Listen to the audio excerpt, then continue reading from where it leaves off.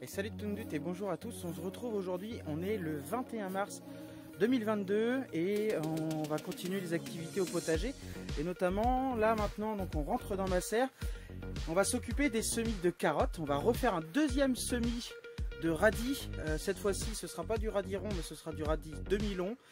Et on va continuer aussi les activités à l'extérieur, c'est-à-dire qu'on va mettre en place les oignons, les échalotes, on va faire aussi d'autres semis en plaques alvéolées, ça va être surtout des semis de fleurs. On attaque la culture tant attendue, les tomates, donc là semis en alvéole aussi pour l'instant les tomates. Je vous laisse là-dessus, je vais commencer à préparer ma terre et on se retrouve pour le semis de carottes. Et vous allez voir, on va utiliser deux techniques différentes. Allez, c'est parti. Et voilà, donc là ma planche est maintenant prête pour la mise en place des carottes. Au niveau de la serre, donc ça va se retrouver juste à côté des radis. Ça c'est la planche de radis qu'on avait semée ensemble il y a maintenant à peu près 3 semaines, quelque chose comme ça. Je sais pas si vous vous souvenez de ça. Donc ça c'est la planche de radis rond, bien poussée, et on va en remettre d'autres pour reprendre le relais. On va en semer d'autres aujourd'hui pour prendre le relais quand ceux-là seront terminés.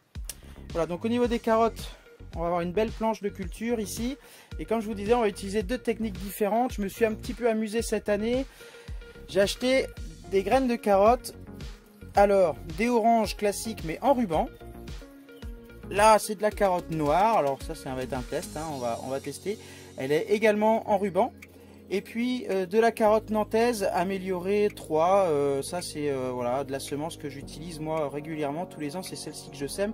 Et celle-là elle n'est pas en ruban pour le coup, elle est en sachet tout simple, donc ce sera à éclaircir. Et donc on va les mettre côte à côte, ce qui fait que dans la planche de culture, quand ça va pousser, on verra la différence entre de la semence en ruban et de la semence ici en vrac, quoi, qu'il faudra éclaircir. Ok, alors ici je me retrouve devant la planche qui va accueillir les carottes.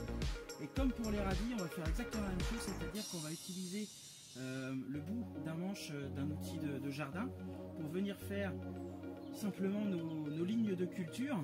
Et que ce soit pour le ruban ou pour la graine, on va venir soit pour le ruban, mettre le ruban dans cette petite saignée qu'on aura fait au préalable dans notre planche de culture, et autrement pour les graines en vrac, on va venir les semer relativement légers, de façon à ce qu'au moment de l'éclaircissage, on n'en ait pas de trop à éliminer.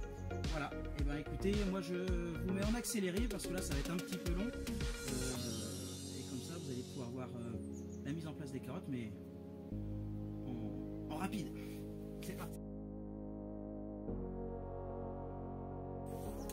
Allez, juste comme ça, vite fait, je me penche un petit peu pour vous donner une petite indication.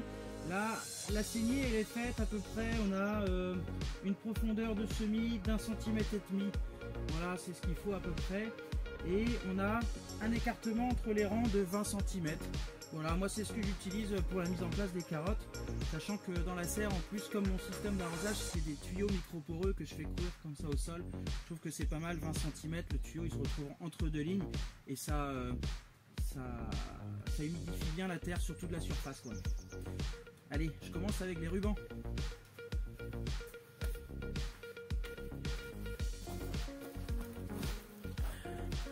Là, je vous montre un tout petit peu. Je ne sais pas si on se rend bien compte à la caméra. Je ne sais pas si on voit bien.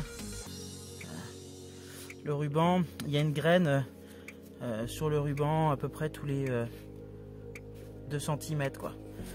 Voilà.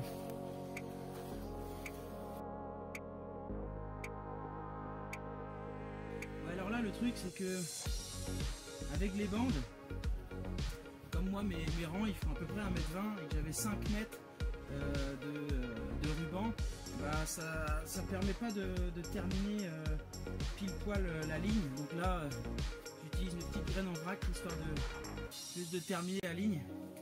Et puis ce que je vais faire, c'est que je vais essayer de m'appliquer là sur les allez, 30 cm qui restent à faire comme pour un ruban, donc mettre une graine tous les 2 cm à peu près, quoi.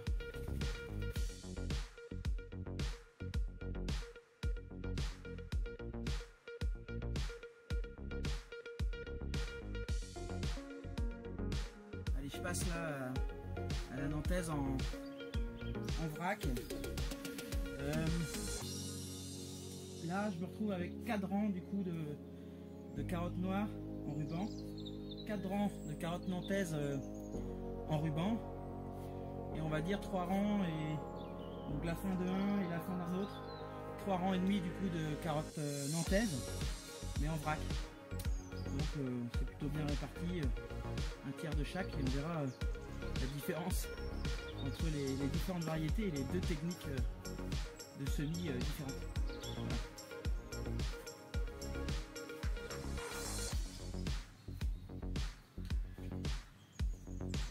Alors là, on s'applique à semer, bien évidemment sur toute la saignée, mais pas trop de rue, hein, parce que sinon au moment où il va falloir éclaircir, eh ben, plus vous allez semer de rue, et plus il va falloir jeter des plants, des petites plantules qui auront germé, c'est toujours dommage.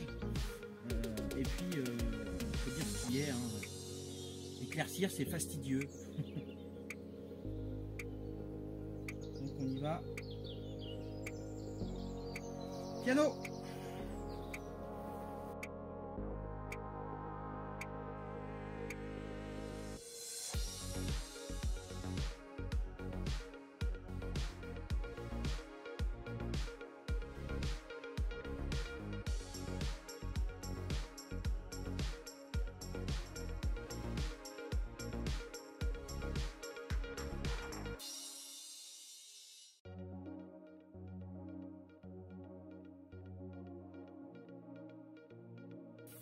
Quelque chose qu'on n'oublie pas, hein.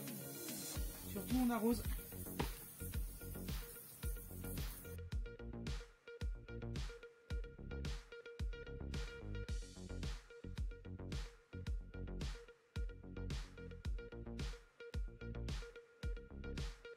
Et voilà, mes carottes sont maintenant semées. Je vais passer sans plus attendre directement au radis. Et là pour les radis c'est la même chose qu'il y a 3 semaines, sauf qu'on va faire la même planche dans un autre coin de la serre. Allez, on se reprend tout à l'heure pour la mise en place des oignons et des échalotes. Je me retrouve devant la zone qui va recevoir les oignons et les échalotes. Donc là, comme pour le reste du jardin, j'avais bâché. Je vais passer un coup de moto-bêche en surface, juste pour préparer le lit de semences, quoi. Et ensuite, on va semer les oignons et les échalotes. Donc ce sera de la bulbille. Voilà.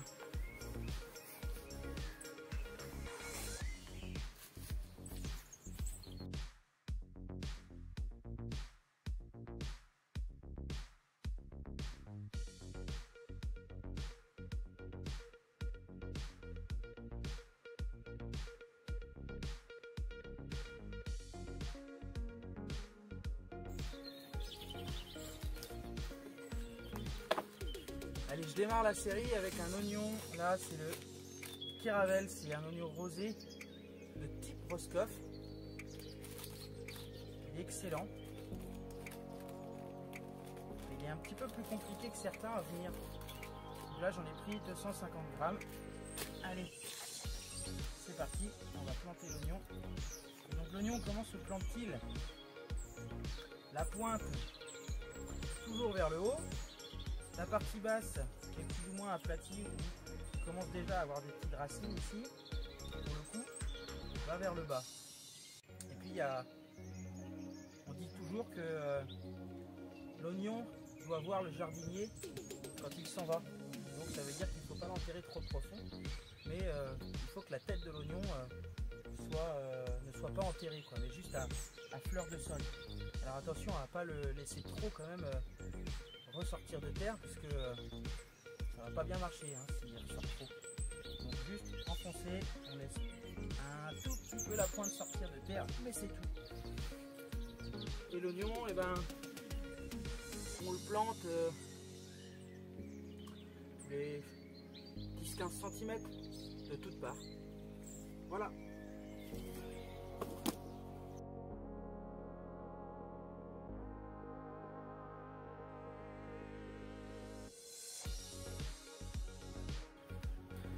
Là, j'ai tassé volontairement la terre pour bien séparer mes différentes variétés d'oignons. Et puis en plus, ça me permet de pouvoir accéder dans ma planche de culture, donc sans venir écraser ma terre. Voilà.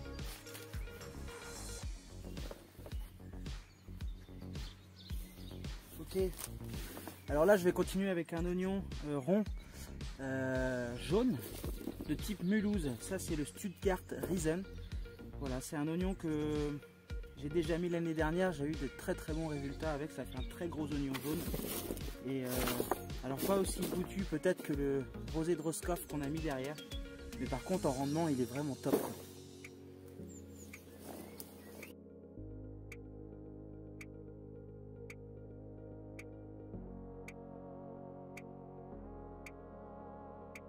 Bien, on se retrouve au potager quelques jours plus tard. En fait j'avais plus d'espace sur mon téléphone et j'ai pas fait attention au moment où j'étais en train de mettre en place mes bulbilles d'oignons et d'échalotes.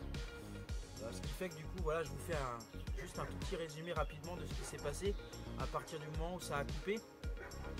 Donc ce que j'ai fait, c'est que j'ai terminé de mettre en place mes bulbilles et donc j'ai fait une planche d'oignons, une deuxième planche d'oignons, mes échalotes et j'ai terminé ensuite par une autre planche d'oignons. Et les oignons, la dernière planche d'oignons en tout cas, c'est un petit peu du tout venant parce que j'avais des sachets de bulbilles qui étaient un petit peu pourris, qui étaient pas en très bon état. Alors j'ai mélangé tout ça et puis j'ai tout mis de la même façon que les autres par contre, hein, à peu près 10 cm de toutes parts sur la dernière planche d'oignons.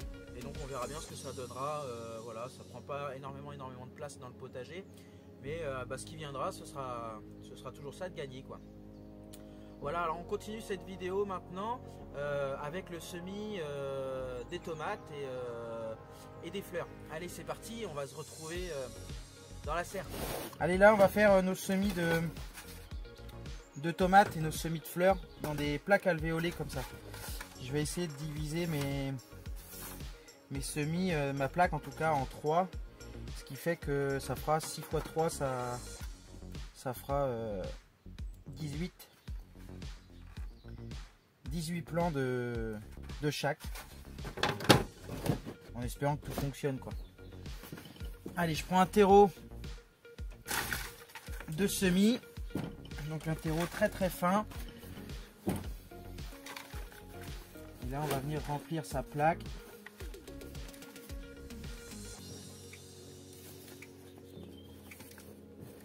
Vous voyez là comment je fais, c'est que je prends le terreau, je passe partout. J'appuie un peu, hein. Quand je fais ça, j'appuie un petit peu. Ça permet vraiment de remplir les alvéoles comme il faut, hein. Ok.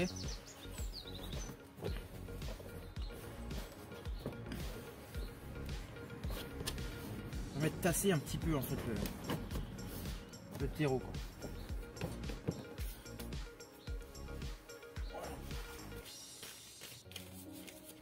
On peut se prendre un vieux paquet de graines là pour venir enlever le surplus.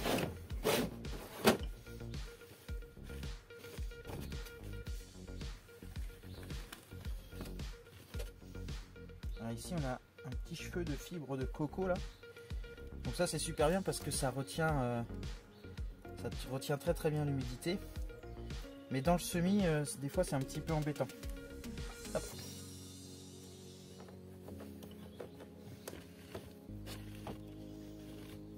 Tac. Et voilà, ça c'est fait. Ensuite ce que je fais, c'est qu'avec mes doigts là, je viens tasser chaque petite alvéole comme ça. Il y en a qui utilisent des dos d'outils de jardin, des manches, quoi. Je sais pas si j'en ai là pour vous montrer. Un petit manche. J'en ai un là, une manche comme ça. Il y en a qui utilisent ça, mais moi je trouve que mon manche il est pas adapté parce qu'il est trop fin, quoi. Et ça fait un trop gros trou.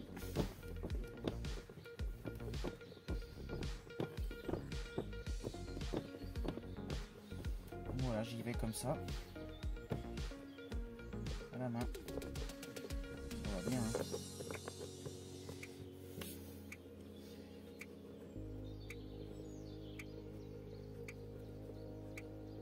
Là, ce que je fais dans un deuxième temps, en fait, c'est que je viens faire un petit trou dans le milieu de l'alvéole.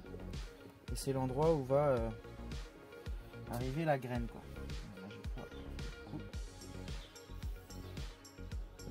Tac. Celui-là, c'était pour montrer. Ça fonctionne pas. Allez, on va commencer par les trois variétés de tomates. Une tomate cerise que moi personnellement j'adore. C'est la, alors ouais, cerise. C'est la poire jaune. Là sur le paquet, elle est marquée Yellow Pear Shap. Merci pour la qualité de mon accent anglais. Donc ça, c'est une tomate cerise en forme de poire jaune qui est vraiment excellente, très très sucrée. Elle est vraiment top cette petite tomate là. Ici on a de la tomate orange de Russie. Et ici on a de la tomate Montfavet. Alors donc on va démarrer avec la orange de Russie.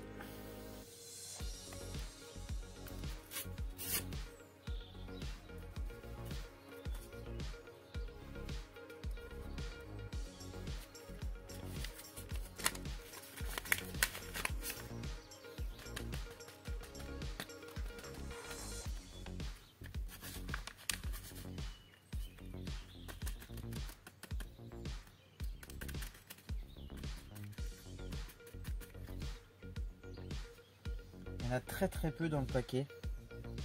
Je sais même pas si je vais réussir à faire mes 18 plants. Alors surtout si je les mets par deux. Là l'idée ça va être de les faire une par une, hein, parce que il n'y en a pas beaucoup.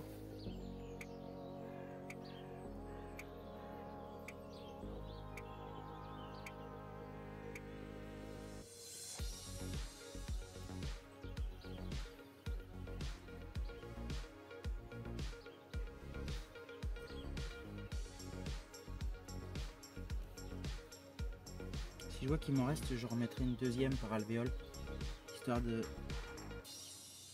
d'assurer un petit peu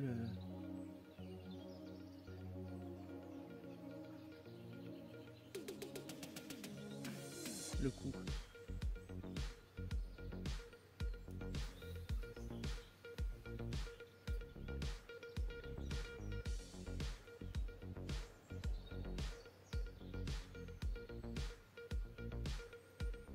Ok, donc s'il m'en reste deux. Alors, les graines qui me paraissent un petit peu bizarres. Ben, celle-ci, voilà, c'est tombé dedans. Les autres, elles ont l'air quand même bonnes, hein. Toutes en général. Je vais bien ouvrir jusqu'au fond.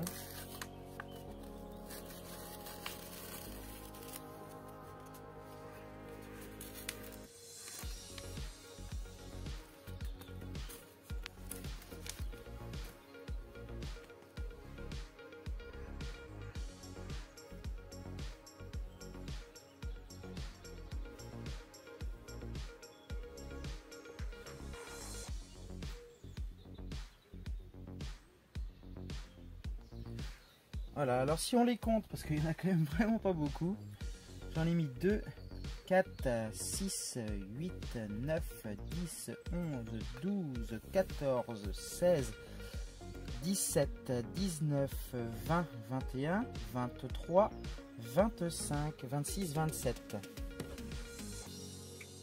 Donc 27 graines d'orange russe. On peut potentiellement espérer avoir 27 plants de tomates orange russe.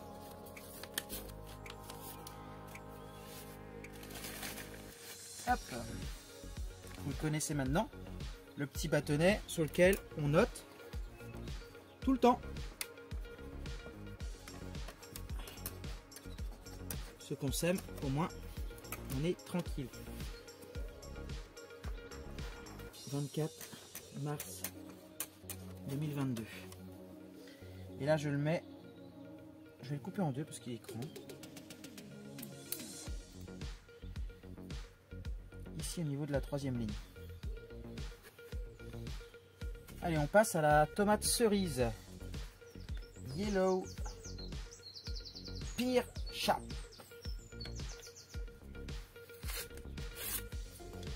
La Yellow Pear Sharp. La Yellow Pear Sharp. Oui, je travaille mon accent anglais.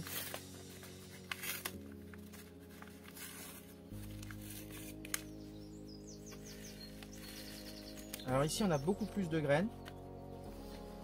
Et j'ai explosé mon paquet. Voilà, j'aurais pas dû. Allez. C'est pas très grave. Là, il y a un déchet. C'est parti. Donc là, il y en a un peu plus. Je fais le choix d'en mettre 2 par alvéole pour essayer de maximiser les chances de germination. Comme le premier sachet, ici, très peu de graines.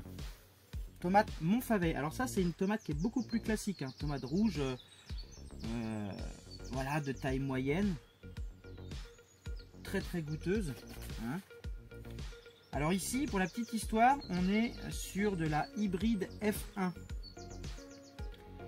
Alors, je sais qu'il y en a beaucoup qui vont dire qu'il ne faut pas prendre de la hybride F1, il faut prendre des variétés non F1, anciennes, etc. Je suis tout à fait d'accord avec ces gens-là. Effectivement, mais je crois qu'on peut quand même essayer les deux. Hein. Puis F1, c'est pas forcément des semences très méchantes. Non, c'est une hybridation de 2 variétés qui, la première année, vont vous donner une variété différente, souvent plus vigoureuse, un peu plus productive, voilà, et plus résistante également aux maladies. Et là, ce que je viens de dire, plus résistante aux maladies, c'est hyper important compte tenu de la situation géographique dans laquelle je me situe. Je rappelle, on est en Centre-Bretagne. Aujourd'hui, il fait beau. Il y a des journées où il fait humide. Et la tomate est très sensible à une maladie qui est un champignon cryptogamique. Et ce champignon cryptogamique, c'est, tout le monde le connaît, le mildiou. Alors vous savez, quand on peut avoir des solutions comme par exemple utiliser de la semence F1 pour essayer, je dis bien essayer, hein, d'avoir une résistance un peu meilleure au mildiou, eh ben on met toutes les chances de son côté. Voilà pourquoi moi j'utilise la semence F1 en tomate, mais pas que, hein, puisque les semences que vous avez vues juste avant de tomates orange russe et la tomate cerise poire jaune, et ben c'est pas de la F1. Donc vous voyez, j'utilise un petit peu toutes les semences, quoi.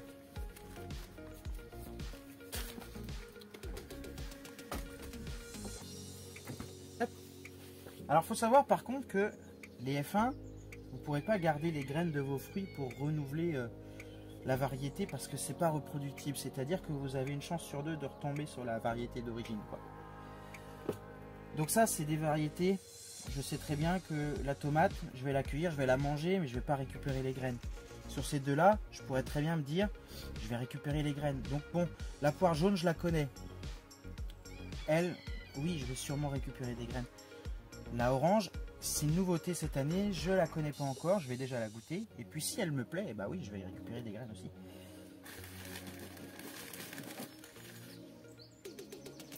Ça fera l'objet d'une vidéo, ça, plus tard, tiens. On se fera une petite vidéo ensemble avec comment on récupère les graines de tomates. Il y a une petite technique particulière pour récupérer ces graines de tomates. On le fera ensemble. Montfavet. Toujours le 24 mars 2022. Vous voyez, je suis pas très tôt à démarrer, hein. 24 mars, mes semis de tomates. Il faut savoir que moi, ça me dérange pas, hein, de démarrer à cette date-là, parce que je sais très bien que ceux qui ont démarré dans mon secteur, en tout cas des plants de tomates fin janvier, début février, bah là ils sont en train de galérer actuellement parce qu'il faut les tenir en pot avant de pouvoir les mettre dans leur serre ou alors en extérieur. Mais en extérieur ici, hein, c'est compliqué. Hein. Donc là ils sont en train de galérer pour essayer de les tenir dans les pots. Et ben moi ils vont juste commencer à lever. Et puis je vais vous dire un truc, et ben ils vont pas prendre de retard par rapport aux autres. Hein. Allez, on se prend un petit peu de terreau de semis qu'on se met dans le tamis. Hop.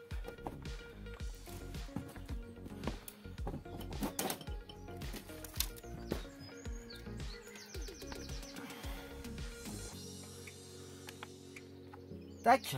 Et qu'est-ce qu'on fait? Eh ben, on vient recouvrir tout ça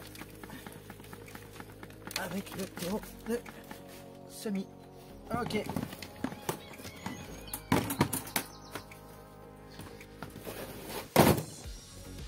Ça là, je reprends mon petit ustensile de tout à l'heure là, et là ce que je vais faire, c'est que du milieu je vais venir sur les bords comme ça, parce que quand on tamise, souvent on est quasiment tout le temps au milieu de notre plaque, donc ceux du milieu en ont plus. Alors du coup on prend ce surplus du milieu qu'on emmène vers les bords, et comme ça ben, les alvéoles des bords, et ben ils en ont un peu aussi, et tout le monde est uniforme avec la même. Hop là. Ah bah oui. Ah oui mais non, hein. Il y a la même quantité de terreau partout. Et je parie que vous avez deviné ce qu'on fait après.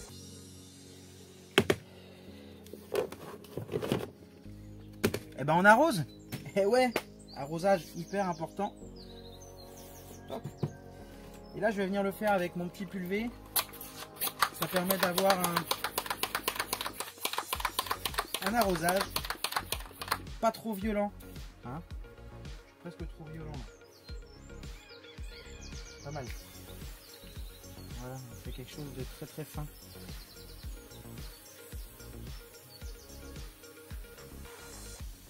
Et là vous avez remarqué, j'ai pas tassé mon terreau après avoir fait mon semis. Hein, la graine de tomate est très très fine. Et en fait c'est mon arrosage là qui va venir tasser le terreau simplement et coller la graine au substrat, donc au terreau.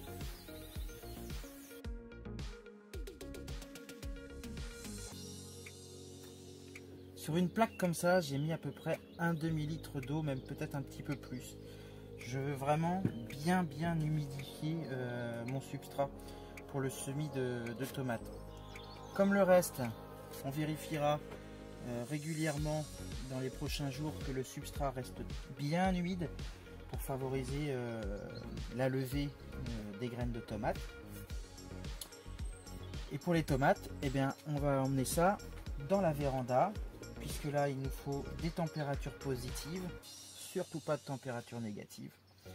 Et dès que ça va pointer le bout de son nez, eh ben, je viendrai les installer ici dans ce meuble, dans la petite nurserie, de façon à ce qu'elle soit hors gel, puisque dans ce petit meuble là ça ne gèle pas, on est toujours au-dessus de 0, même si des fois ça vient proche, mais on est toujours au-dessus de 0.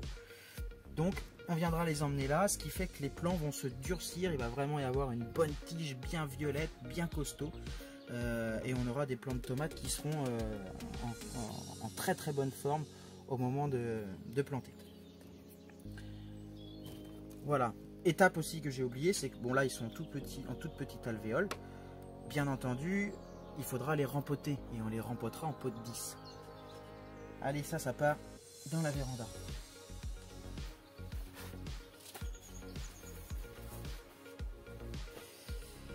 On va continuer les semis, toujours en plaque alvéolée. Cette fois-ci, on va faire de la fleur.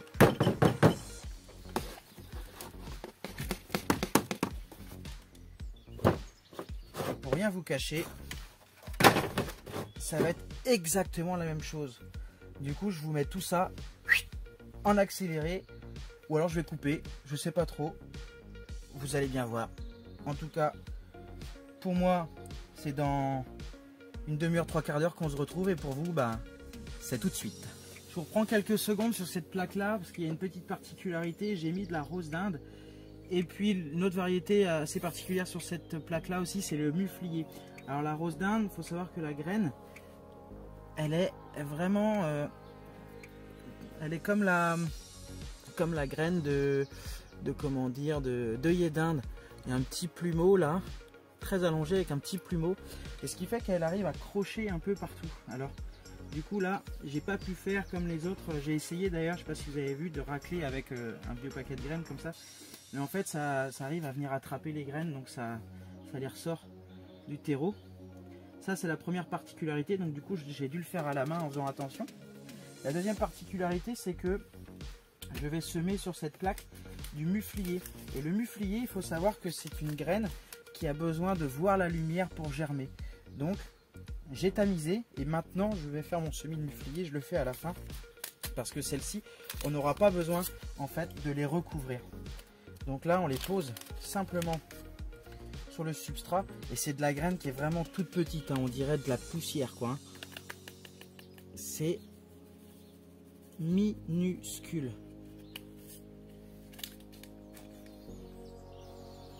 Et ça on va venir le semer donc hop en surface dans la petite alvéole. On fait comme si on était en train de mettre un peu de sel dans un plat. Voilà, on cuisine quoi. Hein. Et là c'est simplement l'arrosage qui va venir coller la semence de muflier au substrat sans que celle-ci se retrouve enterrée. Qu'elle a besoin de lumière pour germer quoi. Bien, on se retrouve devant le petit meuble nursery pour signer cette fin de grosse période de semis là, gros rush de semis avec beaucoup de variétés différentes de semets. On a du chou-fleur romanesco sur cette plaque alvéolée qu'on voit en face. On a du cosmos, deux variétés différentes. On a les choux qui ont commencé à germer ici, c'était un premier semis. Et sur la ligne du milieu, ici j'ai semé des choux frisés. Donc ça, voilà, ça faisait partie des semis qui ont été réalisés ce week-end. Ici on a des poirées dans les godets bleus de semer. On a à côté des laitues qu'on voit qui poussent bien hein, d'ailleurs. Hein, elles vont être plantées très prochainement en pleine terre, celle-ci. Ici, du coup, à côté, on retrouve une barquette de semis de navets en godet. Ça, c'est un essai. On va voir ce que ça peut donner en godet. Voilà, on retrouve ici nos pots de semis de poireaux. On voit ça lève, hein, ça lève bien. Donc voilà, c'est plutôt une réussite. Et qu'est-ce qu'on a semé encore ce week-end? Eh ben, on a semé la fameuse tomate. Ça, c'est arrivé dans ma véranda pour que ce soit bien au chaud. Mais on a aussi semé des tournesols et un tas d'autres espèces de fleurs que l'on plantera au fur et à mesure de la saison au potager. Notamment pour délimiter mes planches de culture, mais aussi pour attirer tout ce qui va être insectes pollinisateurs qui sont très bénéfiques au potager. Allez, je vous laisse sur ces quelques images, juste pour vous remercier d'avoir pu regarder cette vidéo jusqu'au bout, qui était relativement longue, cette vidéo sur les semis. Encore une fois, si vous ne l'êtes pas encore, abonnez-vous, mettez un petit pouce bleu, un commentaire si vous le souhaitez, j'essaierai de vous y répondre. Et d'ici là, je vous dis à très bientôt pour une prochaine vidéo. Allez, Keno!